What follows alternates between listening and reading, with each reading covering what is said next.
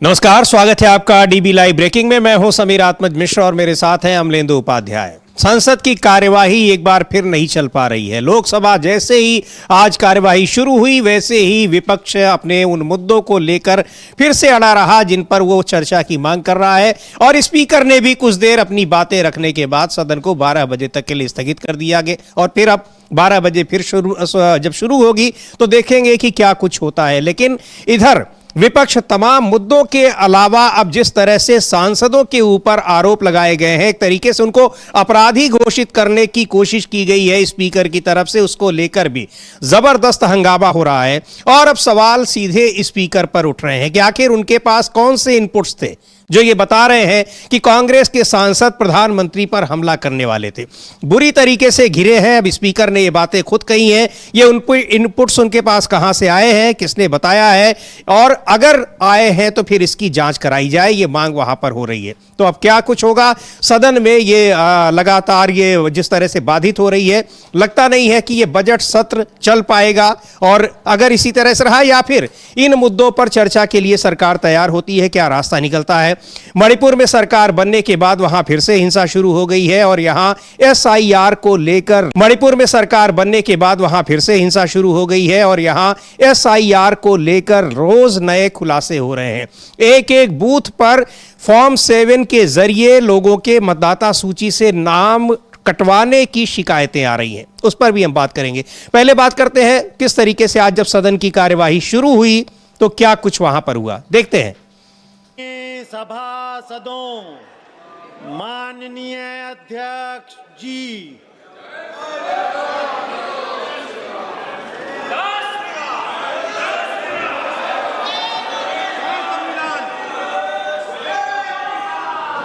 प्रश्नकाल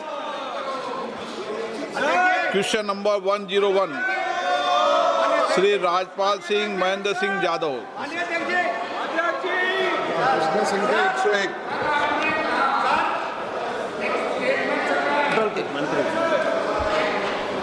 माननीय सदस्यगण,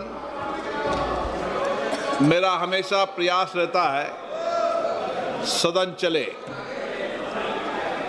और प्रश्नकाल सभी माननीय सदस्यों का समय होता है। आज राज्यपाल जी का है, प्रियंका गांधी जी का भी है, अन्य सदस्यों का भी है। आप नियोजित तरीके से सदन नहीं चलाना चाहते, गतिरोध पैदा करना चाहते हैं। अभी तक 19 घंटे 13 मिनट सदन का समय बर्बाद हुआ है। 140 करोड़ जनता की अपेक्षा रहती है सदन चले, चर्चा हो, संवाद हो, लेकिन आप सभागृह की मर्यादाओं को समाप्त कर रहे हैं और देश की जनता सदन को चलती हुई देखना चाहती है। आपसे भी ये अपेक्षा करती है। पोस्टर और नारेबाजी के लिए आपको नहीं भेजा है, आपको चर्चा के लिए भेजा है।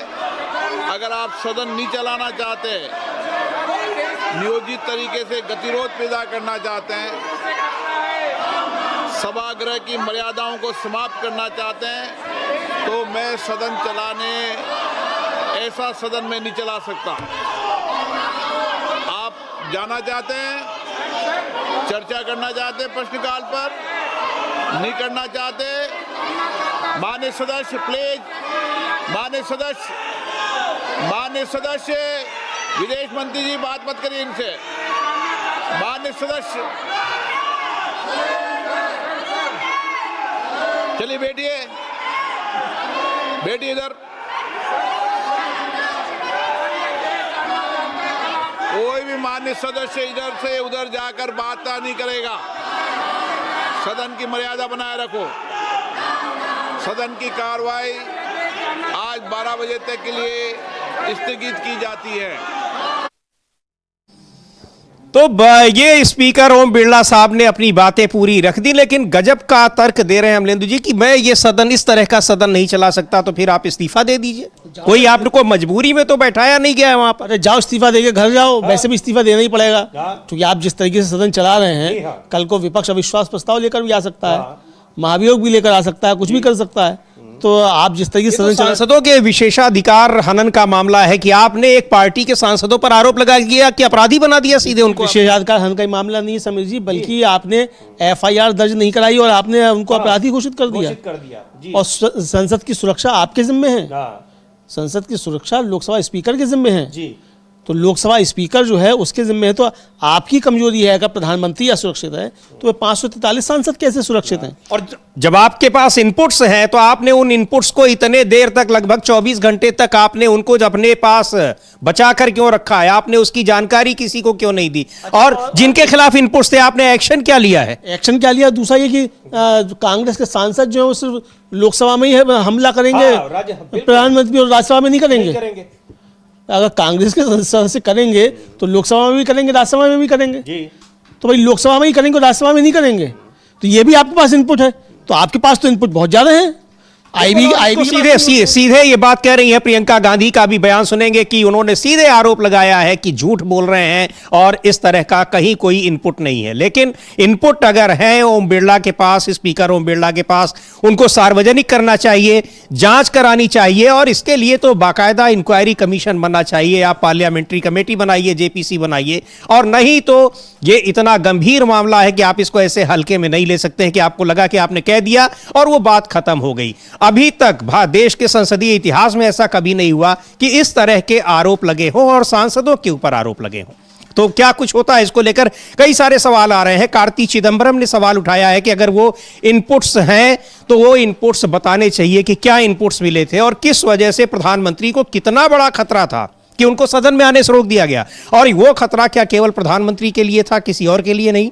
और क्या कर रहा है देश का गृह मंत्रालय, क्या कर रहा है जो संसद की जो सुरक्षा की कमेटी होती है वो क्या कर रही है? बहुत सारे सवाल उठाएं। एक बार सुनते हैं कार्ति चिदंबरम को, कांग्रेस के सांसद हैं, क्या कह रहे हैं। लेकिन लोकसभा की कार्यवाही जिस तरीके से स्थगित हो रही है, बार बार राज्यसभा में भी रुकावटें आ रही हैं। कल कांग्रेस के लोग सदस्यों ने वहां पर बहिष्कार किया है और वही सवाल है जो अमलेंदु जी कह रहे हैं कि आखिर वो इनपुट्स क्या केवल लोकसभा के लिए मिले थे? प्रधानमंत्री तो वहां पर गए, लेकिन लोकसभा में इसलिए यहां इनपुट्स मिल रहे हैं। बताया जा रहा है अमलेंदु जी कि सीधे सीधे राहुल गांधी ने कहा था कि वो जनरल नरवणे की पुस्तक को उनको दिखाएंगे और पूछेंगे कि क्या कुछ है। हाँ बिल्कुल, ये जनरल नरवणे की किताब जो है वो दिखाएंगे और पूछेंगे और प्रधानमंत्री आएंगे तो उनको किताब भेंट की जाएगी।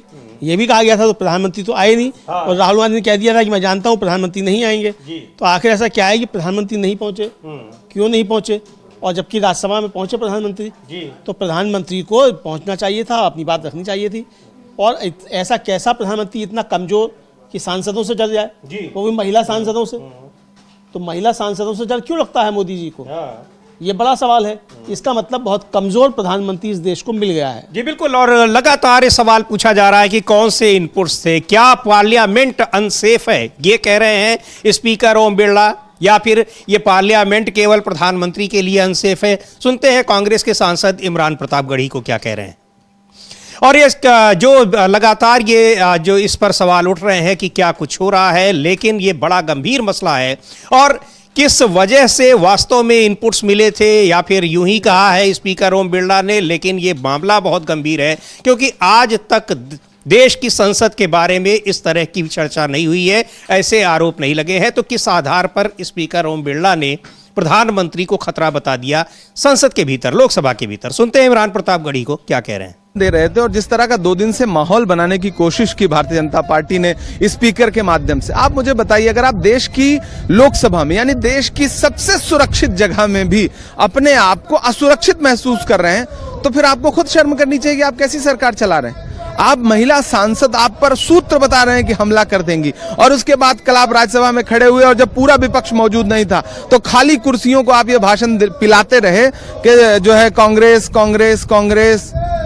आदरणीय प्रधानमंत्री जी, आप चौराहे पर खड़े हुए ट्रोल नहीं हैं, आप देश के प्रधानमंत्री हैं। आपसे एक मर्यादित भाषा की उम्मीद की जा सकती है। 11-12 साल से वही एक राग आप अलाप रहे हैं, कांग्रेस कांग्रेस कांग्रेस मुक्त भारत। ये सपना आपका सपना ही रह जाएगा। इसी सपने के साथ आप इस गद्दी से विदा लेंगे, आप ये भी जान के रखिए। और जब देश की संसद में खड़े हों तो संसदीय मर्यादाओं वाला भाषण करें, चौराहों वाला भाषण ना करें। इमरान भाई, निशिकांत दुबे ने ये कहा है कि वो गांधी नेहरू परिवार को लेकर के तमाम जो किताबें हैं उसको एक पुस्तकालय निशिकांत दुबे जी की बातचीत इतनी घटिया है और वो खुद भी इतने घटिया हैं कि उस पर कोई प्रतिक्रिया नहीं दे सकता। तो ये भाषण का स्तर क्या है भाई, ये उसकी बात कर रहे हैं अमलेंदु जी, जो भाषण उन्होंने ये लोकसभा में तो नहीं आ पाए, वहां से भाग खड़े हुए क्योंकि ओम बिरला जी ने मना कर दिया कि आप आइए नहीं। इनपुट्स मिल रहे हैं, बड़े खतरनाक इनपुट्स मिल रहे हैं कि कांग्रेस के सांसद, महिला सांसद आपके ऊपर हमला कर देंगी। अब सवाल यह है कि अच्छा हमला अगर कर ही देते तो प्रधानमंत्री की सुरक्षा के लिए एनडीए के सदस्य न होते, लेकिन उनकी अपनी पार्टी के 240 सदस्य तो हैं ही ना। बिल्कुल बिल्कुल, अपनी पार्टी, उन पे भी भरोसा नहीं है, उन पे भी भरोसा नहीं है। और या उनके लिए भी कुछ इनपुट्स मिले थे स्पीकर को, ये सारा बताना पड़ेगा। नहीं, स्पीकर को सब बताना पड़ेगा। और समीर जी देखिए, आप ऐसे कहकर जो है वो निकल नहीं जाएंगे। आपने जब आरोप लगाया है बिरला साहब ने, आप सारे सांसदों से कहते हैं कि भाई ऑथेंटिकेट करो। राहुल गांधी को आप इसीलिए नहीं बोलने दे रहे थे कि ऑथेंटिकेट करो। आपने इतना बड़ा आरोप जो है आसंदी से लगाया है, आपने इसे कहाँ से ऑथेंटिकेट किया? तो आपको ऑथेंटिकेट करना पड़ेगा। बहुत सीधी सी बात है। जो नियम लोकसभा के और सदस्यों के लिए है, वही नियम प्रधानमंत्री नरेंद्र मोदी और वही नियम इनके लिए भी है। जी बिल्कुल। और यहाँ ये आरोप लगा दिए हैं, लेकिन आरोप वो इनपुट्स को लेकर अब सवाल उठ रहे हैं कि वो इनपुट्स कहाँ से आए हैं, किसने आपको बताया और किन सांसदों के बारे में आपको इनपुट्स मिले हैं, या आपने यूं ही कह दिया चूंकि प्रधानमंत्री को नहीं आना था।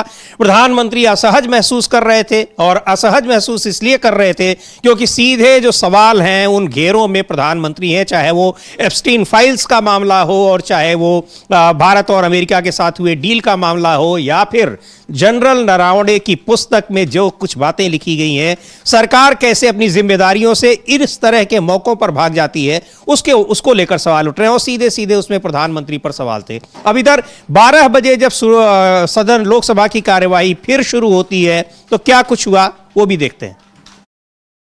सदों, माननीय सभापति जी,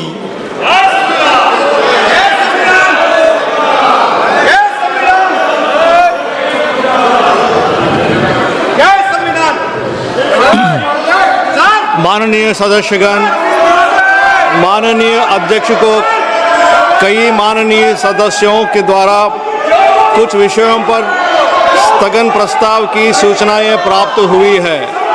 माननीय अध्यक्ष ने स्थगन प्रस्ताव की किसी भी सूचना के लिए अनुमति प्रदान नहीं की है। आइटम नंबर 2, माननीय Shri Jagat Prakash Nadda ji. Honorable Speaker, sir, with your permission, I rise to lay on the table of the House papers mentioned against my name in today's revised list of business. Thank you, sir. Item number 3, माननीय श्री अर्जुन राम मेघवाल जी। Honorable Chairperson, sir, with your kind permission, I rise to lay on the table of the House the papers pertaining to the Ministry of Law and Justice as mentioned against my name in today's list of the business. Thank you, sir. Item number 4, माननीय श्री प्रताप राव जाधव जी। माननीय अध्यक्ष महोदय, मैं आपकी अनुमति से आज की संशोधित कार्यसूची में मेरे नाम के सम्मुख उल्लिखित विषय से संबंधित दस्तावेज सदन के पटल पर रखता हूँ। आइटम नंबर 5, माननीय श्रीमती अनुप्रिया पटेल जी। Chairman, sir, with your permission, I rise to lay on the table of the House papers listed against my name as number 5 in the revised list of business. Item number 6, माननीय Shri Kirtivardhan Singh ji. Honorable Speaker, sir, with your permission, I rise to lay on the table of the House the papers related to the Ministry of External Affairs as mentioned against my name at serial number 6 in today's revised list of business. Thank you, sir. Item number 7, माननीय Shri Shantanu Thakur ji. Honorable Speaker, sir, with your kind permission, I rise to lay on the table of the House the papers mentioned against my name, serial number 7 on today's revised list of business. अब अगर ऐसा करते हैं तो house नहीं चलेगा, मुश्किल होगा, मेरे को चलाना मुश्किल होगा। सभा की कार्यवाही सोमवार दिनांक 9 फरवरी 2026 को प्रातः 11 बजे तक के लिए स्थगित की जाती है। तो अब सोमवार तक के लिए स्थगित हो गई। सदन की कार्यवाही रोज स्थगित हो रही है, लेकिन विपक्ष जिन मुद्दों पर चर्चा की मांग कर रहा है उस पर चर्चा नहीं होगी और प्रधानमंत्री नहीं आएंगे। फिर प्रधानमंत्री के लिए स्पीकर कहेंगे कि उनके लिए हमले का इनपुट मिल रहा है हमको। बिल्कुल ये कहेंगे हमले का इनपुट मिल रहा है। और समीर जी, जिन लोगों ने उत्तर प्रदेश विधानसभा की कार्रवाइयाँ पहले देखी हैं जी, मेरे पिताजी मुझको बताया करते थे कि राजनारायण जो थे वो सिर पे रूमाल बांध के आते थे, पहलवान थे राजनारायण, और रोज़ जो थे वो उनको डंडा जोली करके मार्शल बाहर निकाला करते थे, रोज़ होता था ये। तो ऐसे तो होता रहता है जी। मार्शल किस लिए होते हैं? अगर इस तरीका को हो रहा है, आपको लगता है कि साहब प्रधानमंत्री पे हमला हो सकता है? मार्शल है, हर एंगल पर कैमरे लगे हुए हैं और सबसे बड़ी बात अमलेंद्र आपने तैनात की हुई है। 70 सालों में ऐसा कभी नहीं हुआ कि CISF सीधे पार्लियामेंट के अंदर पहुंच जाए, हाउस के अंदर पहुंच जाए। वो आपने पहुंचा दिया। एक एक विपक्ष के सांसद पे आपने 4 जो थे वो हथियार बंद आपने पहुंचा दिए। हथियार पहुंचता नहीं था संसद के अंदर और आपने उसको लेकर पहुंचाया। तो आप इतनी बड़ी बात कैसे कह सकते हैं? तो ये शुद्ध रूप से षड्यंत्र है, ये समझना चाहिए। और कांग्रेस की जो महिला सांसद हैं, चूंकि उन्होंने बाकायदा नाम लेके कहा है कि कांग्रेस की महिला सांसद ऐसा कर सकती थी, तो उन महिला सांसदों को इनके खिलाफ एक नोटिस देना चाहिए और जो भी कानूनी कार्रवाई हो सकती है वो इनके खिलाफ करनी चाहिए। जी बिल्कुल करनी चाहिए, क्योंकि इसको सीधे सीधे कहा जा रहा है। हम लोग जो कल प्रियंका गांधी ने कहा भी था कि ये पूरी तरह से झूठ है और इसमें कोई बिल्कुल बेबुनियाद नहीं है, कहीं कोई इनपुट नहीं मिला है। और अगर यही सवाल अब किया जा रहा है कि इनपुट मिले हैं तो वो इनपुट्स बताए जाएं, क्या कुछ इनपुट्स मिले हैं।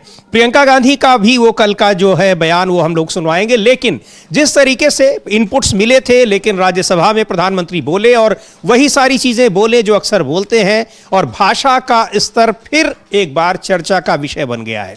अभी सुन रहे थे हम लोग इमरान प्रताप गढ़ी जो कांग्रेस के सांसद हैं, उन्होंने क्या कहा। प्रियंका चतुर्वेदी शिवसेना की सांसद हैं, वो भी राज्यसभा की सदस्य हैं, क्या कह रही हैं प्रधानमंत्री के भाषण को लेकर, सुनते हैं। बिल्कुल बिल्कुल बनाएंगे, कहाँ बनाएंगे वो भी हमें बता दें, क्योंकि जितने ग्रंथालय खुले हैं और जितनी इतिहास की हर तरीके की जानकारी हो उतना ही अच्छा है। वो किताबें भी, बहुत सारी किताबें लिखी गई हैं और बहुत सारे राजनेता आए गए जिनके कुछ पर्सनल लाइफ होती हैं। उस पर्सनल लाइफ को इस तरीके से जो शब्दों का इस्तेमाल किया गया, बातें की गई, पर्सनल अटैक्स किए गए पूर्व प्रधानमंत्रियों के ऊपर, वो निंदनीय है। और मैं उम्मीद करती हूं कि भारतीय जनता पार्टी और राष्ट्रीय स्वयंसेवक संघ में की विचारधारा रखने वाले लोग ये भी क्षमता रखेंगे कि जो योगदान रहा है पूर्व प्रधानमंत्रियों का, उसका वो भी एक्नॉलेज करना सीखे। क्योंकि ज्ञान जब आता है ना, ज्ञान प्राप्ति भी जब होती है तो उसमें एक ठहराव भी आता है जो शायद जिन लोगों ने किताबें नहीं पढ़ी उनको समझ में आएगा नहीं। तो ये किस तरीके से संसद में यहाँ पूर्व प्रधानमंत्रियों के खिलाफ बातें हो रही हैं और उन मुद्दों पर, उन बातों पर, उन आरोपों पर न तो सभापति यहाँ राज्यसभा में कुछ कहते हैं और न ही स्पीकर लोकसभा में कुछ कहते हैं, उसको लेकर भी सवाल उठ रहे हैं। राज्यसभा में क्या कुछ हुआ और क्या प्रधानमंत्री के भाषण को लेकर राज्यसभा में जो नेता प्रतिपक्ष हैं मल्लिकार्जुन खड़गे, उनको भी हम लोग सुनेंगे। लेकिन किस तरीके से इस पूरी जो संसदीय प्रक्रिया है उसको किस तरीके से अपमानित किया जा रहा है और ये कहकर कि संसद के सदस्य वो प्रधानमंत्री पर हमला कर रहे हैं, और इस ये एक बहुत गंभीर मुद्दा बन गया है। निश्चित तौर पर अमलेंदु जी, भले ही अब 9 तारीख को असेंबल होगी लोकसभा, लेकिन बाकी सारे मुद्दों पर यह मुद्दा मुझे लग रहा है कि भारी पड़ गया है अब सरकार के लिए और स्पीकर के लिए भी। स्पीकर को इसका जवाब तो देना ही पड़ेगा, स्पीकर को इसका जवाब देना पड़ेगा। और जब भी सदन की कार्रवाई शुरू होगी, मुझको लगता है कि सबसे पहला प्रस्ताव स्पीकर के खिलाफ ही आएगा, क्योंकि बहुत अशोभनीय वक्तव्य जो है वो स्पीकर का था, और इतना अशोभनीय वक्तव्य देने वाला व्यक्ति स्पीकर हो कैसे सकता है? एक तो यही कि आप बता रहे कि उच्च सदन है, जबकि उच्च सदन नहीं है, उच्च सदन राज्यसभा होती है, लोअर हाउस होता है लोकसभा, तो आप बता रहे हैं उच्च सदन है उच्च, और उसके बाद फिर आप इस तरीके की भाषा का यहाँ प्रयोग कर रहे हैं। तो केवल ये नहीं है कि आप पक्षपात कर रहे हैं, पक्षपात भी चलिए एक बार को स्वीकार कर लिया था, लेकिन आप तो पार्टी बनकर महिला सांसदों के ऊपर आप इस तरीके के आरोप लगा रहे हैं जो कि बहुत ज़्यादा गंभीर है। तो इसलिए मुझे लगता है कि इनके खिलाफ कुछ ना कुछ प्रस्ताव निश्चित तौर पर विपक्ष के सांसद लेकर आएंगे। और क्या कहा है प्रियंका गांधी ने स्पीकर के इन आरोपों को लेकर कि उनको इनपुट्स मिले थे कि कांग्रेस की महिला सांसद हमला कर सकती हैं सुनियोजित तरीके से सदन के भीतर। सुन लेते हैं प्रियंका गांधी को क्या कह रही हैं। आरोपों का जवाब दे रही हैं, पूरी तरीके से इसको बेबुनियाद बता रही हैं। One word, Speaker is saying that yesterday what happened was disgraceful and shameful. What happened? What happened? The way women MPs were in front of the Treasury bench and tried to... So the women MPs were standing in front of the Treasury bench. So what? But there was a And strategy the to Prime hide Minister, here. absolute lies. It is an absolute lie. There is no question of anybody raising any hands on the Prime Minister, trying to hurt him or any such thing. There is no question. So it is absolutely wrong of anybody to say that there was any such plan. There was no such plan. But if you're going to allow your members to stand and quote books and talk nonsense, then this side, the opposition benches are going to protest. And I'm sorry, but the Prime Minister is now hiding behind the Speaker. They are making the Speaker say all this. Because yesterday he did not have the guts to come in the House. What? Because 3 women were standing in front of his bench? What nonsense is this? Miss Gandhi, Parliament will be stalled every day. Miss Gandhi, Parliament will be stalled every day like this. Will the Parliament will be stalled every day like this? Will the Parliament be stalled every day? तो सीधे तौर पर कह रही है प्रियंका गांधी ये बिल्कुल कोरा झूठ है, बकवास है। और प्रधानमंत्री तो ये भी कह रही कि स्पीकर के पीछे छिप रहे हैं, यानी एक तरीके से छिपना उनको है और छिपने का एक कारण बता दिया जा रहा है प्रधानमंत्री के स्पीकर के जरिए। महाभारत में एक पात्र है शिखंडी जी, और शिखंडी की आड़ में छुपने का बार बार किस्सा आया है जी। तो ये इसी तरीके से प्रधानमंत्री छिपने की कोशिश कर रहे हैं। अरे भाई, एक अकेला सब पर भारी 56 इंच की छाती वाला गायब हो जाए महिला सांसदों से डर के। इतना कमजोर प्रधानमंत्री 70 सालों में किसी ने नहीं देखा। ये सवाल है। अब ये भी सवाल है कि अब स्पीकर ने सच में उनको रोक दिया या फिर स्पीकर ये बताना चाहते थे कि कितनी 56 इंच की छाती हमारे प्रधानमंत्री की और लोगों को पता लग जाए। ये भी हो सकता है कि चूंकि जिस तरीके की खबरें आ रही थी कि मोदी और शाह ने जो है स्पीकर साहब को कुछ कहा है बैठक करके, तो अब जो कहा है उसका मतलब समझा जा सकता है क्या कहा होगा। तो अपमानित महसूस कर रहे हो बिरला साहब, तो हिसाब किताब चुकता करना चाहते हो कि लो तुम्हारी 1 मिनट में धुलाई कर देता हूँ 56 इंच की छाती का। जो कुछ भी है अमलेंदु जी, घिर गए हैं बुरी तरीके से स्पीकर ओम बिरला। अभी उनका वो चाहे किसी को बचाने के लिए कर रहे हो, प्रधानमंत्री को या किसी को भी, लेकिन घिरे खुद नजर आ रहे हैं। अब के.सी. वेणुगोपाल है, कांग्रेस के सदस्य MP हैं, राष्ट्रीय और महासचिव भी हैं। उन्होंने स्पीकर को एक लंबा चौड़ा पत्र लिखा है और लिखा है कि लोकसभा और लोक लेखा समिति के अध्यक्ष ने 5 फरवरी को माननीय अध्यक्ष को एक पत्र लिखा जिसमें मोशन ऑफ थैंक्स पर बहस के समापन के दौरान हुई गंभीर प्रक्रियात्मक अनियमितताओं पर ध्यान आकर्षित किया गया। कांग्रेस सांसद वेणुगोपाल ने कहा कि पूरा देश हैरान और कंफ्यूज था कि प्रधानमंत्री ने कल लोकसभा में माननीय राष्ट्रपति के अभिभाषण पर धन्यवाद प्रस्ताव का जवाब देने से बचने का फैसला किया। मैंने आज सदन की प्रक्रिया और नियमों के उल्लंघन के बारे में माननीय लोकसभा स्पीकर को लिखा है। रूल 20 का उल्लंघन हुआ है क्योंकि रूल 20 के मुताबिक मोशन ऑफ थैंक्स पर चर्चा के अंत में माननीय प्रधानमंत्री के लिए सरकार की स्थिति स्पष्ट करना अनिवार्य है। यदि प्रधानमंत्री ऐसा करने में असमर्थ या अनिच्छुक हैं तो उन्हें सदन को सूचित करना होगा। वर्तमान मामले में प्रधानमंत्री ने न तो बहस का जवाब दिया और न ही सदन को अपनी असमर्थता के बारे में सूचित किया, जिसे रूल 20 का उल्लंघन माना गया। रूल 362 का उल्लंघन यह स्थापित है कि बहस आमतौर पर संबंधित मंत्री के जवाब के साथ समाप्त होती है। असाधारण परिस्थितियों में यदि सदन बिना ऐसे जवाब के बहस को समाप्त करना चाहता है तो एक सदस्य द्वारा रूल 362 के तहत एक प्रस्ताव पेश करना आवश्यक है। अध्यक्ष द्वारा ऐसे प्रस्ताव को सदन के समक्ष रखने और सदन द्वारा अनुमोदित होने के बाद ही बहस को समाप्त माना जा सकता है और मुख्य प्रस्ताव पर मतदान किया जा सकता है। वर्तमान मामले में रूल 362 के तहत ऐसा कोई प्रस्ताव पेश नहीं किया गया। फिर भी लगभग 12 बजे मोशन ऑफ थैंक्स को अचानक सदन के समक्ष रखा गया, जिससे निर्धारित प्रक्रिया का पालन किए बिना बहस समाप्त हो गई। इसे रूल 362 का उल्लंघन माना गया। तो ये कहा है कि सदन नियमों के संरक्षक हैं और सभी सदस्यों का कर्तव्य है कि वे नियमों का पालन करें जो संविधान के अनुच्छेद 118 के तहत बनाए गए हैं। उन्होंने अनुच्छेद 105 के तहत भाषण की स्वतंत्रता का भी उल्लेख किया और कहा कि अध्यक्ष का पवित्र कर्तव्य है कि वे सुनिश्चित करें कि संसद सदस्य सदन में बोलते समय इस स्वतंत्रता का पूरी तरह से आनंद ले। यानी खुद स्पीकर किस तरह से संसदीय नियमों का उल्लंघन कर रहे हैं, जबकि वही रूल बुक लेकर सांसदों को नियम बताते रहते हैं। तो कई मोर्चों पर बुरी तरीके से फंसे नजर आ रहे हैं स्पीकर ओम बिरला। और सबसे बड़ी बात ये कि सदन पर सांसदों पर जो गंभीर आरोप उन्होंने लगाया है, और अगर जो विपक्ष कह रहा है कि बिना किसी बुनियाद के, बिना किसी तथ्य के ये आरोप लगाए गए हैं, तो निश्चित तौर पर उनको ये बताना पड़ेगा, इसका खुलासा उन्हें करना पड़ेगा। लगता नहीं कि बिना इसके खुलासे को जाने हुए विपक्ष चलने देगा सदन। बिल्कुल समझिए, बिल्कुल नहीं चलने देगा और चलने भी नहीं देना चाहिए, क्योंकि ये छोटा मोटा आरोप नहीं लगाया है, ये बहुत गंभीर आरोप ओम बिरला ने लगाया है। अब निशाने पर मोदी जी तो हट गए, ओम बिरला आ गए, क्योंकि सारी गड़बड़ियां ओम बिरला ही कर रहे थे। भाई सदन नहीं चलने देना अब ओम बिरला साहब कर रहे थे, बाबा भंग कर देना ओम बिरला साहब कर रहे थे। अगर विपक्ष के लोग नारे लगा रहे हैं तो उनकी बात सुनिए, नारे क्यों लगा रहे हैं उसका समाधान निकालिए, सरकार से बात कीजिए, विपक्ष नेताओं को बुलाइए। वो तो आपने एक भी बार किया नहीं, आप तो आए और आते ही आपने कहा कार्रवाई मतलब स्थगित की जाती है। तो ये तो अब निशाने पर ओम बिरला हैं और इतना गंभीर आरोप ओम बिरला ने लगा दिया है कि अब ओम बिरला के सामने दो ही विकल्प हैं कि या तो माफी मांगे और या फिर इसको ऑथेंटिकेट करें। जी बिल्कुल, या तो माफी मांगे या ऑथेंटिकेट करें, और इसको अब बताना ही पड़ेगा कि इनपुट्स कहां से आए थे, और आए थे, मिले थे, आप उसकी जांच कराइए, एक हाई पावर्ड इंक्वायरी कमेटी बनाइए। लेकिन ऐसे आपने सोचा कि यूं ही कह दिया जाए और लोग समझ लेंगे, खबरें आ जाएंगी और पता लग जाएगा कि आपने एक तरीके से डिफेंड कर दिया। यहां तो प्रधानमंत्री खुद इस मामले में फंस गए हैं कि क्या अपने 4, 6, 10 सांसदों की वजह से वो डर कर संसद में नहीं आएंगे।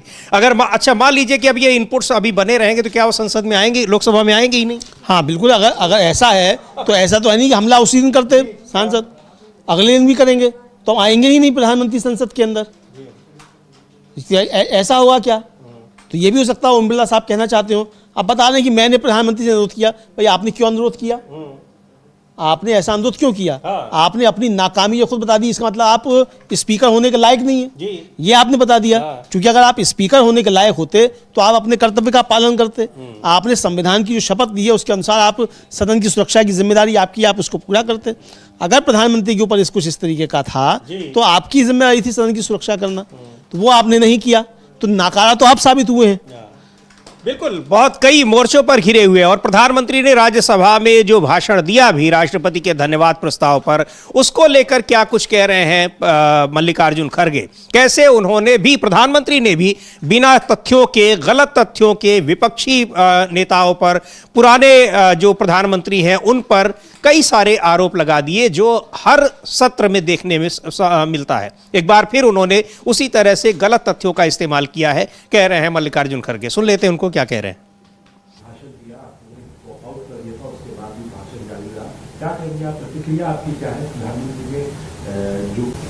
जितने घटिया बात उन्होंने बोली है उन बातों का मैं जरूर रिप्लाई देना चाहता हूं, क्योंकि झूठे बातों को दोहराना उनका हमेशा एक काम रहा है। मैं आपसे कहना चाहता हूं कि पार्लियामेंट के उनके 97 मिनट्स के भाषण में वो कोई ऐसा बात नहीं कही, और हम लोगों ने जो घंटों से बात करके उनको ये जो राष्ट्रपति के अभिभाषण पर जो विचार थे वो रखे उनके सामने, एक रिप्लाई भी उन्होंने नहीं दिया। सिर्फ 100 साल का, 75 साल का, 50 साल का बात करते रहे। और जब देश के रक्षा की बात जब हम करते हैं, और ये जनरल नरवणे का बुक जो पब्लिश हुआ है जो हमारे हाथ में मिला है वो आपको कैसा नहीं मिलता? और आप पार्लियामेंट में बोल रहे हैं कि वो किताब नहीं पब्लिश नहीं हुआ, डिफेंस मिनिस्टर बोल रहे हैं। अरे आपके पीछे, आपके तले वो है किताब, आप उसको डिनाई करें, ये तो प्रिविलेज होता है। तो यहां बिना तथ्यों के आधार पर आप कुछ भी बोल दे रहे हैं और कह भी रहे हैं मल्लिकार्जुन खड़गे कि अपनी आदत के मुताबिक हमेशा ऐसे करते हैं। तो क्या ये आपको इस तरह से अब किसने अधिकार दिया हुआ है? गलत तथ्यों को आप वहां रख देते हैं और गलत तथ्य रखेंगे वो निकाले भी नहीं जाएंगे, क्योंकि वहां इस सभापति की कुर्सी पर या स्पीकर की कुर्सी पर ऐसे बैठे हैं कि वो प्रधानमंत्री के भाषणों के गलत तथ्यों को भी नहीं निकाल सकते हैं। यहाँ ये लगातार जो आरोप लग रहे हैं और भाषाई मर्यादा का किस तरह से ध्यान रखा जाता है उसका जिक्र अभी किया ही इमरान प्रतापगढ़ी ने कि बिल्कुल चौराहों जैसी भाषा का इस्तेमाल प्रधानमंत्री नरेंद्र मोदी संसद में करते हैं। और अब क्या किया जाएगा, लेकिन वहीं पर बहुत सारी चीजें प्रधानमंत्री ने कही हैं। क्या कुछ कहा है, उस भाषा को लेकर बहुत से सवाल उठ रहे हैं, लेकिन असली सवाल ये है जो संसद के सदस्यों के ऊपर उन पर हमलावर होने का आरोप लगाया है स्पीकर ओम बिरला ने। यह अब मुझे लगता है अमलेंदु जी कि बाकी सारे मुद्दों से कहीं बड़ा मुद्दा बन गया है। बिल्कुल, ये काफ़ी बड़ा मुद्दा बन गया है समीर जी, और ये मुद्दा ऐसे आसानी से हल होने वाला है भी नहीं। ये साफ तौर पर देखा जा सकता है, चूँकि ओम बिरला साहब ने जो किया है वो गंभीर अपराध की श्रेणी में आता है जो उन्होंने किया है। तो अब ये देखना होगा कि अब कितना जो है ये मामला आगे बढ़ता है और कांग्रेस इस पर क्या कदम उठाती है, विपक्ष इस पर क्या कदम उठाता है। क्योंकि फ्लोर मैनेजर्स जब बैठेंगे विपक्ष के तो वो तय करेंगे कि इस पर आगे क्या कार्रवाई करनी है। लेकिन जो समझा जाता है वो समझा यही जाता है कि विपक्ष इस पर अब खामोश बैठने वाला नहीं है। प्रधानमंत्री नरेंद्र मोदी को तो जो करना है वो करेंगे ही। जी बिल्कुल। और इसको लेकर क्या कह रहे हैं समाजवादी पार्टी के सांसद राजीव राय, उनको भी सुनते हैं। पीएम को बोलना था लोकसभा में, उनकी स्पीच को स्किप करके मोशन को पास किया गया, इसको आप कैसे देखते हैं? इसको जबरदस्ती हाउस चलाना बोलते हैं। अगर सत्ता पक्ष ये नहीं चाहती कि विपक्ष की आवाज़ हो तो हाउस को ही ख़त्म कर दे, तानाशाही घोषित कर दे। स्वस्थ लोकतंत्र में विपक्ष का और सरकार का सवाल जवाब जरूरी है। प्रधानमंत्री जी को भी बोलना चाहिए था और एलओपी के सहित सभी विपक्ष के नेताओं को। मुझे भी बोलना था, मैंने भी बहुत तैयारी की थी, मौका नहीं मिला, तो इसे दुर्भाग्यपूर्ण ही कहेंगे, क्या बोले जी। तो एक तरफा अपने हिसाब से सदन चलाना चाहते हैं और विपक्ष को मौका नहीं देना चाहते कि विपक्ष भी कुछ बोले, विपक्ष भी अपनी बात रखे। राजीव राय सीधे तौर पर कह रहे हैं कि मुझे भी बोलना था, तैयारी करके आया था, अपने क्षेत्र की जनता का प्रतिनिधि हूं, उनकी समस्याओं को लेकर हम आते हैं, लेकिन बोलने का मौका ही नहीं दिया जाता और संसद की कार्यवाही रोज बाधित हो रही है। तो ये बाधित हो रही है और जब बोलने का मौका दिया जाता है तो बोलते हैं प्रधानमंत्री, और वो भी गलत तथ्यों के आधार पर। तथ्य उनके गलत होते हैं, फर्जी बातें बोलते हैं, ये आरोप लगा रहा है विपक्ष, और विपक्ष के तमाम विपक्षी पार्टियों के सांसद लगा रहे हैं। और सुनते हैं क्या कहा है राजीव शुक्ला ने, कांग्रेस पार्टी के नेता हैं, पूर्व केंद्रीय मंत्री। वो क्या कह रहे हैं जो प्रधानमंत्री ने राज्यसभा में भाषण दिया है धन्यवाद प्रस्ताव पर, उस पर। ये जो माननीय प्रधानमंत्री जी कह रहे हैं कि कांग्रेस ने कहा कि मोदी तेरी कब्र खोदेगी, कांग्रेस कभी न इस तरह की भाषा इस्तेमाल करती, न कांग्रेस कभी इस तरह की बात कहेगी। कांग्रेस नेतृत्व कभी ऐसी बात कहता ही नहीं है, किसी की कब्र खोदने की बात नहीं कहता। ये सरासर जो है बेवजह का आरोप है, बेबुनियाद है। कहीं कोई कार्यकर्ता नीचे किसी पार्टी का कुछ भी बोले उसको जोड़ देना कांग्रेस नेतृत्व से एकदम गलत बात है। कोई प्रश्न ही नहीं है इस तरह की बात करना। हम इस तरह की गलत घिनौनी बात करते ही नहीं है। मैं तो कहता हूँ पीएम बहुत स्वस्थ रहे, अच्छे रहे, क्यों खबर किसी को दे। मैं इस तरह की बात ही नहीं कांग्रेस पार्टी कभी करती है।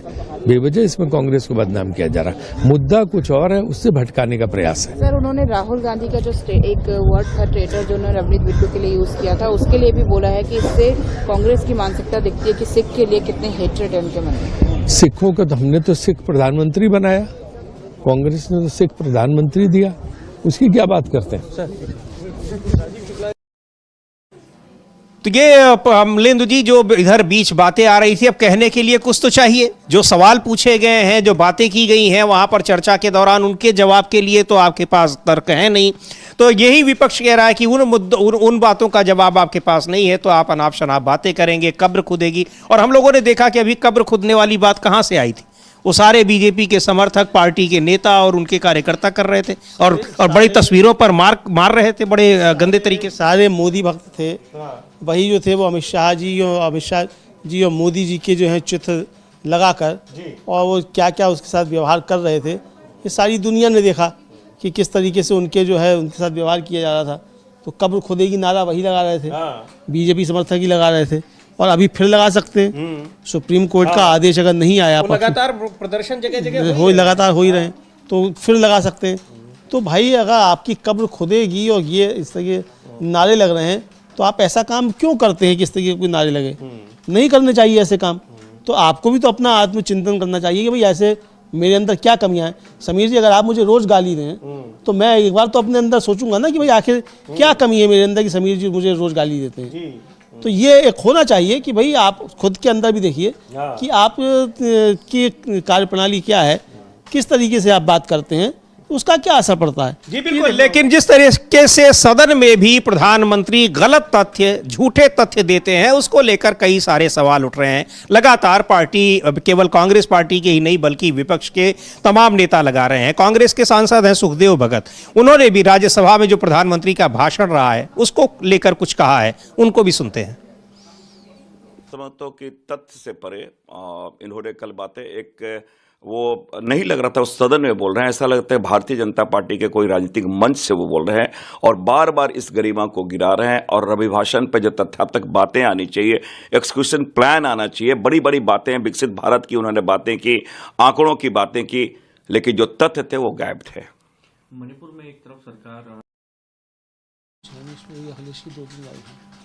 तो यहाँ पर किस तरीके से भाषा को लेकर बार बार सवाल उठ रहे हैं। और यहाँ राज्यसभा में प्रधानमंत्री ने राष्ट्रपति के जो अभिभाषण था उस पर धन्यवाद प्रस्ताव पर जो कुछ कहा, लोकसभा में बोलने ही नहीं आए और लोकसभा में कहा गया कि स्पीकर ने उनको बता दिया कि इनपुट्स मिल रहे हैं कि आपके ऊपर हमला हो सकता है, कांग्रेस की महिला सांसद आपके ऊपर हमला कर सकती हैं, और इस डर से फिर प्रधानमंत्री नहीं आए। अब इसको डर ही कहा जाएगा अमलेंदु जी कि महिला सांसदों के डर से वो नहीं आए, अगर स्पीकर के पास उसके इनपुट्स थे तो?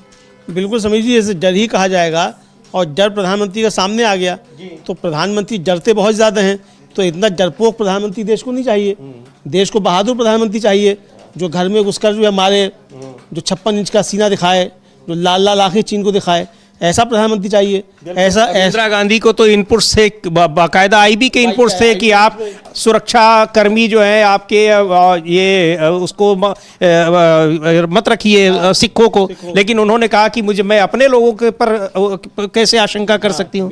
यहाँ आप अपने सांसदों पर भरोसा नहीं कर पा रहे हैं। अपने सांसदों पर नहीं कर पा रहे हैं, और सबसे ज़्यादा सांसद तो भाई आपके ही हैं जी। कांग्रेस की अगर महिला सांसद कितनी होंगी, 10 या 12 होंगी। आपके पास तो 240 सांसद हैं, और पूरा एनडीए को मिला लीजिए, चूंकि वो एनडीए के भी सांसद आपके ही हैं, तो वो जाके 290 के आसपास हैं जी। तो भाई आपके पास तो इतना ज़्यादा है, तो आप 10-12 महिलाओं से इतना ज़्यादा घबरा गए। तो इतना कमज़ोर प्रधानमंत्री 70 सालों में इस देश ने नहीं देखा समीर जी। बिल्कुल, इसको लेकर कई सारा सवाल तो उठ ही रहे हैं, लेकिन बड़ा सवाल यही है कि स्पीकर ने किन इनपुट्स के आधार पर ये आरोप लगाए कि कांग्रेस की महिला सांसद हमलावर हो सकती है अगर 5 बजे प्रधानमंत्री नरेंद्र मोदी बोलने के लिए आएंगे। लेकिन कांग्रेस पार्टी का साफ तौर पर कहना है कि ये बिल्कुल झूठ है। प्रियंका गांधी सीधे सीधे कह रही हैं कि ये बिल्कुल झूठ बोला जा रहा है, कहीं कोई इनपुट नहीं थे। असल मामला ये है कि जनरल नरावणे की किताब उनको देते राहुल गांधी, वो कह चुके थे। और एक बात और है अमलेंदु जी, उसी दिन राहुल गांधी ने बाहर आकर जब कहा था, उन्होंने कहा था कि हमने सुना है कि आज प्रधानमंत्री बोलेंगे, लेकिन मैं कह रहा हूं प्रधानमंत्री नहीं आएंगे। और बिल्कुल, और राहुल गांधी को एक अच्छा भविष्यवेत्ता जो है वो प्रधानमंत्री मोदी ने बना दिया है कि राहुल गांधी जो कहते हैं वो एकदम सच साबित हो जाता है, तो प्रधानमंत्री उसको सच भी साबित कर देते हैं समीर जी। ये बिल्कुल देखने में आता है। और प्रधानमंत्री जिस तरीके से डर कर भागे हैं, कांग्रेस यही कह रही है डर कर भागे हैं, और साफ तौर पे कहा जा रहा है कि प्रधानमंत्री कायर हैं, ये भी जो है कहा जा रहा है कांग्रेस की तरफ से। अब एक ट्वीट किया है कांग्रेस पार्टी ने, उसको भी हम देखते हैं। प्रधानमंत्री की तस्वीर पानी पीते हुए, और उसमें केवल उसमें लिखा है कि डर सबको लगता है, गला क्या सबका सूखता है, और ऊपर लिखा हुआ है डरपोक।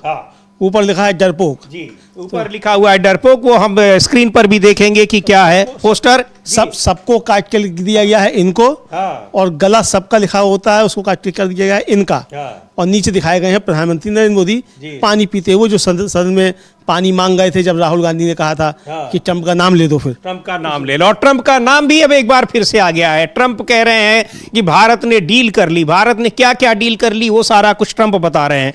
ट्रंप ये भी बता रहे हैं कि भारत अब रूस से तेल नहीं खरीदेगा, हमसे तेल खरीदेगा, वेनेजुएला से तेल खरीदेगा। यानी ये सारी चीजें ट्रंप तय कर रहे हैं, और यही सारे सवाल तो विपक्ष पूछना चाहता है कि ट्रंप ऐसा क्यों कर रहे हैं। लेकिन उन सवालों का जवाब न देना पड़े तो कई सारे बहाने तो हो जाते हैं। अब ये बहाना बना दिया गया कि विपक्ष के सांसदों से उनको हमले का डर है। हाँ, विपक्ष के सांसदों से उनको हमले का डर है।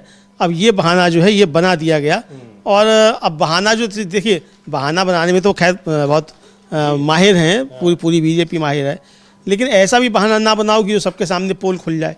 तो अब ये पोल जो है वो एक तरीके से कहा जाए वो बीजेपी की खुलती हुई दिखाई पड़ रही है, और ख़ासतौर से इसमें जो सबसे ज़्यादा लपेटे में आए हैं वो स्पीकर ओम बिरला साहब जो हैं वो आ गए हैं समीर जी, कि किस तरीके से ये जो है वो इसको मतलब स्वीकार नहीं किया जा सकता। और ये इसको लेकर जो ट्रंप को आज भी प्रदर्शन हुआ है, कांग्रेस पार्टी विपक्ष के नेताओं ने प्रदर्शन किया है, और ट्रैप डील जो ट्रंप के साथ जो डील हुई है, यानी अमेरिका के साथ जो ट्रेड डील हुई है, उसको ट्रैप डील कहा जा रहा है। यानी आप उस डील के जाल में फंसे हुए हैं, देश को फंसा दिया है। ये आरोप लगी रहे हैं बार बार, और इस पर भी चर्चा की मांग की जा रही है। पीयूष गोयल ने जो कुछ कहा भी संसद में, उसको लेकर भी सवाल उठ रहे हैं। भरोसा नहीं हो रहा है। क्यों नहीं हो रहा है? क्योंकि आप यहां तमाम फैसलों की जानकारी डोनाल्ड ट्रंप दे रहे हैं और आप उनका खंडन नहीं कर पा रहे हैं। तो ये सारे सवाल हैं। उन तस्वीरों को भी देखेंगे जिसमें प्रदर्शन कर रहे हैं तो विपक्ष के नेता, और एक बड़ा सा पोस्टर लिए हुए जिसमें लिखा हुआ है ट्रैप डील। हाँ, उसमें ट्रैप डील लिखा हुआ है। और समझिए राहुल गांधी की एक 10 सेकंड की बाइट आई है कि जो उचित समझो वो करो। मतलब प्रधानमंत्री के ऊपर सोशल मीडिया पे भी हैशटैग हाँ, चल रहा था, ट्विटर पे हैशटैग चल रहा था। तो पहले तो हम लोग देखते हैं कि वो जो प्रदर्शन चल रहा है वो प्रदर्शन क्या है, और किस तरीके से कांग्रेस के सांसद जो हैं वो ट्रैप डील लेकर प्रदर्शन कर रहे हैं, और उसके बाद राहुल गांधी को भी सुनते हैं। जी बिल्कुल, देखते हैं। ये पोस्टर, और इसमें डोनाल्ड ट्रंप और प्रधानमंत्री मोदी के कार्टून कैरिकेचर ट्रैप डील लिखा हुआ है, और ये सांसद विपक्ष के ये प्रदर्शन कर रहे हैं। क्या नारे लगा रहे हैं वो भी सुनते हैं।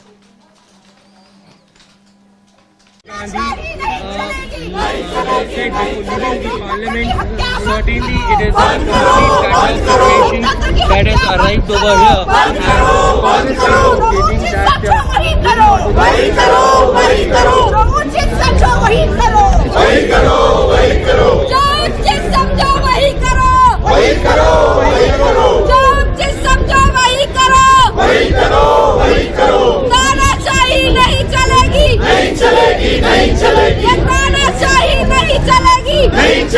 नहीं चलेगी। जिस समझो वही करो।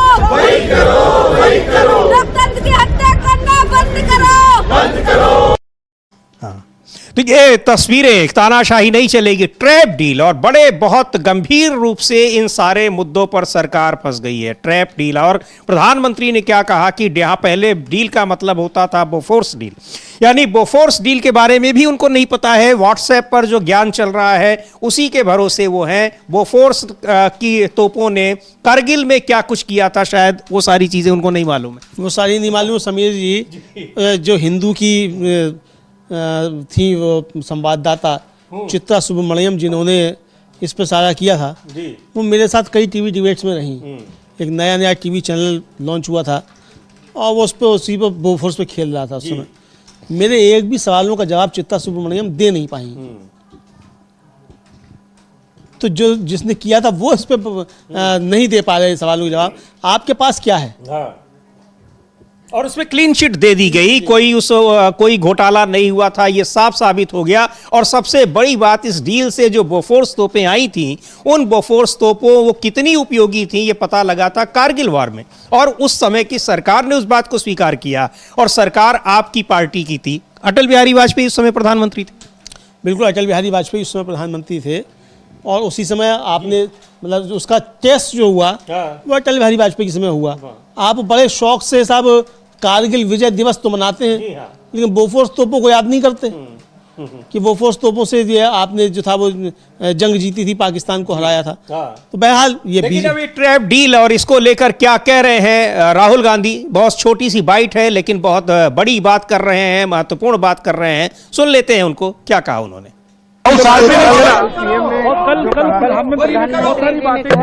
जो उचित समझो वही करो। राहुल जी, प्रधानमंत्री कल जिस तरह से जो उचित समझो वही करो। राहुल जी, प्रधानमंत्री कल जिस तरह से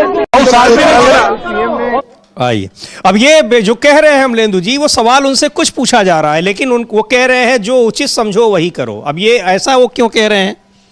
अब वही ये सीधा सीधा वो जनरल नरवणे जो हैं, उनकी किताब में यही कहा गया है कि प्रधानमंत्री मोदी ने कह दिया कि जो उचित समझो वही करो। बिल्कुल वही, और उसी बात को कह रहे हैं, जो उचित समझो वही करो। और वो वही लग रहा है कि अब स्पीकर ओम बिरला ने भी वही किया कि जो उचित समझो वही करो। शायद उनको भी यही कह दिया गया कि प्रधानमंत्री ने कि अब जो है, और फिर उन्होंने ऐसा लपेटा कि उसमें प्रधानमंत्री ही घिर गए, और पूरा उनका जो ऑरा बना हुआ था 56 इंच की छाती वाला, शेर वाला, वो एक बार तो पंजाब में देखने को मिला, और दूसरी बार अब यहां देखने को मिला कि इनपुट्स मिल गए कि कांग्रेस की महिला सांसद हमले कर सकती हैं, तो लोग सदन में ही नहीं आए, लोकसभा में ही नहीं आए। एक कांग्रेस पार्टी ने एक और पोस्टर जारी किया है, बड़ा दिलचस्प है, वो भी देखते हैं। उसमें ये बताने की कोशिश की गई है कि क्यों नहीं आए प्रधानमंत्री नरेंद्र मोदी लोकसभा में राष्ट्रपति के धन्यवाद प्रस्ताव पर जो चर्चा थी उसका जवाब देने के लिए।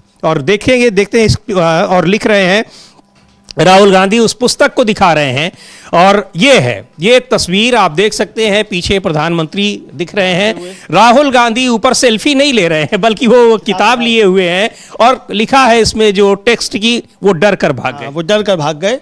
ये कांग्रेस ने ट्वीट किया है। बैकग्राउंड जो है उसमें संसद भवन दिखाया जा रहा है, राहुल गांधी हाथ में वो किताब दिखाए हुए हैं, और नरेंद्र मोदी जो है वो भागते हुए दिखाए जा रहे हैं। तो ये इस तरीके के शुरू हो गए। मुझे लगता है समीर जी, 70 सालों में इतने इस तरीके के पोस्टर और इस तरीके की चीज़ें जो हैं किसी प्रधानमंत्री की नहीं बनी होंगी, जितनी नरेंद्र मोदी की बन रही हैं। तो उनको खुद अपने जो है, तो किसी और प्रधानमंत्री को इतने गंभीर खतरे के इनपुट्स भी तो नहीं मिले होंगे कि उस पर संसद में सांसद हमला कर सकते हैं। इनपुट्स अगर मिले भी होंगे तो उसने जाके संसद का सामना किया होगा। संसद से डरकर कोई नहीं भागा आज तक। तो 70 सालों में ये भी पहली बार है कि देश का प्रधानमंत्री सांसदों से डरकर संसद से भाग गया। बिल्कुल, और इनपुट्स अगर मिले हैं तो अब ओम बिरला भी बुरी तरीके से इस ट्रैप में फंसे हुए हैं कि अब वो बताएं कि कौन से इनपुट्स मिले हुए थे, किसने दिए, कहां से आए, किन महिला सांसदों को लेकर इनपुट्स मिले हुए हैं, और अगर नहीं मिले हुए हैं तब फिर क्या होगा। अब ये तो सांसद ही तय करेंगे कि क्या होगा, उनसे माफी मंगवाते हैं या फिर उनके खिलाफ कोई कार्रवाई करते हैं, ये देखने वाली बात होगी। लेकिन बुरी तरीके से घिर गए हैं, और उसकी जांच करवाएं या कैसे वो पता लगाएंगे कि क्या कुछ इनपुट्स मिले हुए थे कि प्रधानमंत्री को भागना पड़ गया, लोकसभा में नहीं आए वो, जबकि उनका शेड्यूल निर्धारित था कि 5 बजे वो बोलेंगे। खैर, यह भी है कि आपके पास इनपुट्स थे तो आपने उसकी जानकारी पहले क्यों नहीं दी। बहुत सारे सवाल उठ रहे हैं, लेकिन इन सब के बीच यह SIR यानी स्पेशल इंटेंसिव रिवीजन को लेकर भी पूरे देश में हंगामा मचा हुआ है। जिन 12 राज्यों में SIR हो रहा है, वहां पर एक के बाद एक नई खबरें आ रही हैं। उत्तर प्रदेश से भी, चाहे पश्चिम बंगाल से, केरल से, तमाम राज्यों से। और एक अखिलेश यादव ने आज फिर एक ट्वीट किया है, उसको भी हम देखते हैं कि SIR के नाम पर क्या कुछ हो रहा है। हर बूथ से लोगों के मतदाता सूची से नाम काटने के लिए एप्लीकेशन देने की खबरें आ रही हैं। किनके नाम काटे जा रहे हैं? वो जिनको माना जाता है कि वो विपक्ष के वोटर हैं। अब उसमें दलित भी हैं, पिछड़े भी हैं, अल्पसंख्यक भी हैं, और वहाँ के लोग, ऐसे लोग उनके नाम काटने के लिए एप्लीकेशन दे रहे हैं जो उनको जानते भी नहीं हैं। लिखा है अखिलेश यादव ने कि जो उनका ट्वीट है उसको देखते हैं और उसमें उन्होंने बयान भी दिया हुआ है, किसी की बाइट भी टैग कर रखी है। लिख रहे हैं कि बूथ बूथ मिल रहे सबूत, फॉर्म 7 के दुरुपयोग के खिलाफ खड़े हर पीडीए प्रहरी का अभिनंदन। आज वोट छीनने वाले कल को जनता का बाकी सब भी छीन लेंगे। बाकी सब में भाजपाई भी शामिल होंगे, कोई बचेगा नहीं। भाजपाई भी याद रखें, ठगों का रिश्ता सिर्फ ठगी से होता है और किसी से नहीं। इसे कहते हैं अंधेर नगरी चौपट आयोग। अच्छा, अंधेर नगरी चौपट आयोग, इसे कहते हैं अंधेर नगरी और चौपट आयोग। ये जो है लिख रहे हैं और इसको बहुत काफ़ी ज़्यादा SIR पे बढ़ता जा रहा है मामला। अभी एक खबर आई समीर जी कि वो मोदी जी का संसदीय क्षेत्र है वाराणसी, वहाँ से एक मंत्री हैं रविंद्र जायसवाल, वो 9,200 नाम कटवाने के लिए फॉर्म 7 लेकर पहुँचे हैं और बीजेपी के वहाँ के जिलाध्यक्ष हैं वो DMC से आकर मिले। इस तरह की चीज़ें भी आई और जब उनसे मंत्री से पूछा गया कि किनके नाम है तो बताया एक वर्ग विशेष के हैं, ये उनका कहना था। तो अब ये एक वर्ग विशेष के तो अब मतलब आम बीजेपी का कार्यकर्ता तो छोड़िए, मंत्री भी जो हैं वो 10-10 हज़ार नाम कटवाने पर एक तरीके से लग गए हैं। लेकिन साकेत गोखले जो सांसद हैं तृणमूल कांग्रेस के, उन्होंने एक ट्वीट किया है और चुनाव आयोग पर बहुत सवाल उठाए हैं। जी बिल्कुल, वो ट्वीट देखते हैं साकेत गोखले का। वो लिख रहे हैं तृणमूल कांग्रेस के सांसद कि आखिरकार चुनाव आयोग के अधिकारियों ने भी मान लिया है कि बंगाल की वोटर लिस्ट से बड़े पैमाने पर नाम एक रहस्यमयी खराब सॉफ्टवेयर की वजह से हटाए गए हैं। हमारे नेताओं ममता बनर्जी और अभिषेक बनर्जी ने महीनों पहले इस बारे में बताया था और फिर भी मुख्य चुनाव आयुक्त ज्ञानेश कुमार चुप रहे। चुनाव आयोग के लिए ये रहस्यमयी सॉफ्टवेयर किसने बनाया जो सही वोटर्स के नाम हटा देता है? चुनाव आयोग ने ये जानते हुए भी कि ये खराब सॉफ्टवेयर है, इसका इस्तेमाल क्यों नहीं रोका? जमीन पर SIR में हेरफेर करने की अपनी कोशिशों में नाकाम रहने के बाद बीजेपी नियंत्रित चुनाव आयोग दिल्ली में बैठकर चुनाव अधिकारियों को दरकिनार करके वोटर्स के नाम हटाने के लिए एक सॉफ्टवेयर का इस्तेमाल कर रही है। अब वही कि दिल्ली में अधिकारियों का हालांकि अब नोटिस जारी किया गया है और कहा भी है सुप्रीम कोर्ट ने कि आप उन माइक्रो ऑब्जर्वर्स के नाम पर जो बैठाए गए थे उनको वहां से हटाने का निर्देश दिया गया है। हाँ, उसको निर्देश दिया गया और सोमवार को इस निर्देश पर मतलब राज्य सरकार नाम सौंपेगी अपने क्लास 2 लेवल के ऑफिसर्स के और वो सब इसको काम करेंगे। माइक्रो ऑब्जर्वर्स हटाए जाएंगे, हटा दिए गए हैं।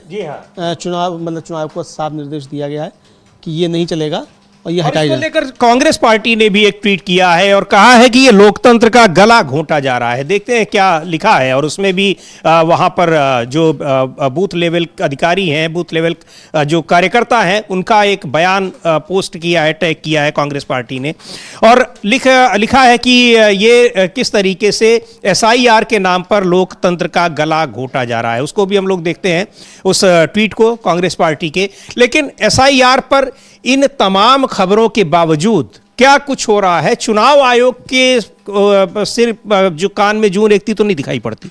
मुझे तो नहीं लगता कोई संज्ञान, सुप्रीम कोर्ट जब कुछ कह रहा है तब थोड़ा बहुत वो कुछ संज्ञान ले भी रहा है। हाँ बिल्कुल कुछ संज्ञान ले रहा है। और ये यूपी कांग्रेस ने समीर जी एक वीडियो पोस्ट करते हुए जो है उसको यूपी कांग्रेस ने उस पर टिप्पणी की है और वो वीडियो है चूंकि किसी दूसरे का तो हम लोग दिखा नहीं सकते हैं, लेकिन उसका जो यूपी कांग्रेस ने लिखा है वो हम जरूर बता सकते हैं। जी बिल्कुल कि ये कि लोकतंत्र के लिए ये लोकतंत्र के साथ विश्वासघात किया जा रहा है। ये यूपी कांग्रेस का जो ट्विटर हैंडल है उससे ये ट्वीट किया गया है।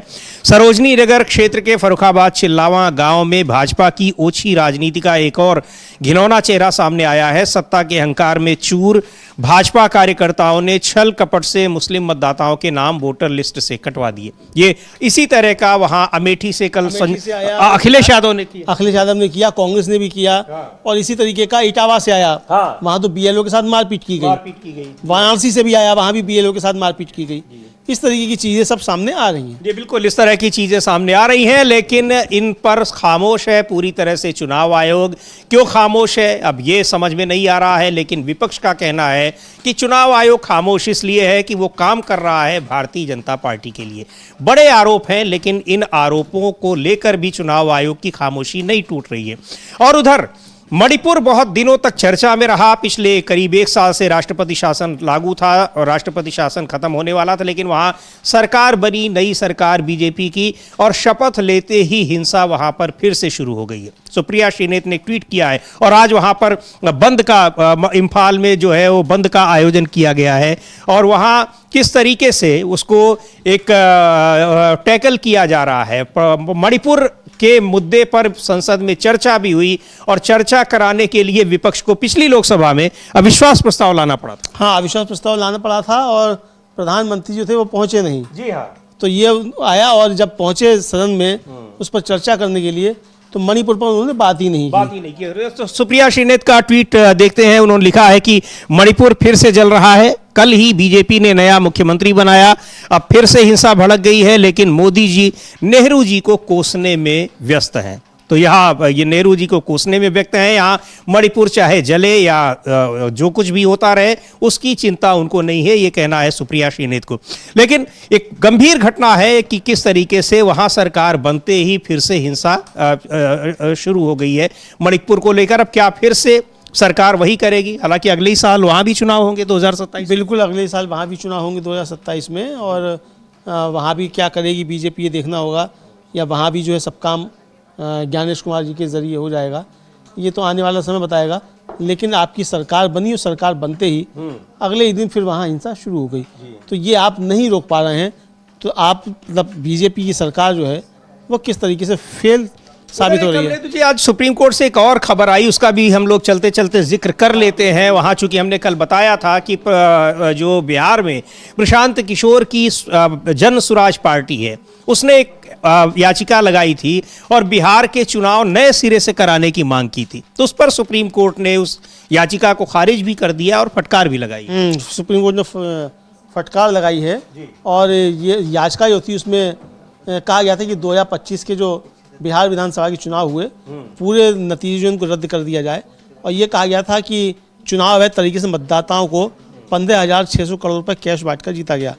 हालांकि जो सीजीआई सूर्यकांत की बेंच थी उन्होंने हाईकोर्ट जाने की उन्हें इजाज़त दे दी, लेकिन ये टिप्पणी की सीजीआई ने कि हम इस तरह नोटिस जारी नहीं कर सकते, एक प्रक्रिया होती है, यह सिर्फ एक मिली-जुली चुनाव याचिका है, क्योंकि आप चुनाव हार गए इसलिए आप पूरे चुनाव परिणाम को रद्द करने के लिए कह रहे हैं। यह किस तरह का राजनीतिक दल है जो चुनाव में सब कुछ हार गया और फिर यहाँ आना चाहता है? यहाँ तक कि उस मुद्दे कल्याणकारी नीतियों पर भी हम किसी राजनीतिक दल को अपने सामने नहीं देखना चाहेंगे, या कोई जनहितैषी व्यक्ति होना चाहिए, क्योंकि अगर हम सुनवाई करते हैं, अगर यह पार्टी सत्ता में आती है तो वे भी यही करेंगे। बिल्कुल, उसको खारिज कर दिया है उस याचिका को। उन्होंने उस मुद्दे पर याचिका दायर की थी जो वहां पर चुनाव से ठीक पहले 10-10 हज़ार रुपए वहां महिलाओं के अकाउंट में डाले गए थे। तो याचिका ये स्वीकार नहीं की, उसको खारिज कर दी सुप्रीम कोर्ट ने। लेकिन यहाँ जो संसद में जो कुछ गतिरोध बना हुआ है वो बहुत ही गंभीर है। लेकिन उसमें हैरान करने वाली बात यह है कि कैसे लोकसभा के स्पीकर अपने ही सदन के सांसदों पर इतना बड़ा आरोप लगा रहे हैं। बड़ा मामला बन गया है। अब विपक्ष उनसे जवाब मांग रहा है कि आखिर आप बताइए इनपुट्स कहां से आए और ये आरोप कैसे आप लगा सकते हैं। आगे क्या कुछ होता है? अब लोकसभा की कार्यवाही तो सोमवार तक के लिए स्थगित कर दी गई है, लेकिन सोमवार को भी चलेगी या नहीं चलेगी इस पर संशय है। पर जो कुछ भी होगा रहेगी हमारी नजर। आप बने रहिए डीबी लाइव के साथ। इस कार्यक्रम को भी यहीं समाप्त करते हैं। मुझे और अमलेंदु उपाध्याय को दीजिए अनुमति। नमस्कार।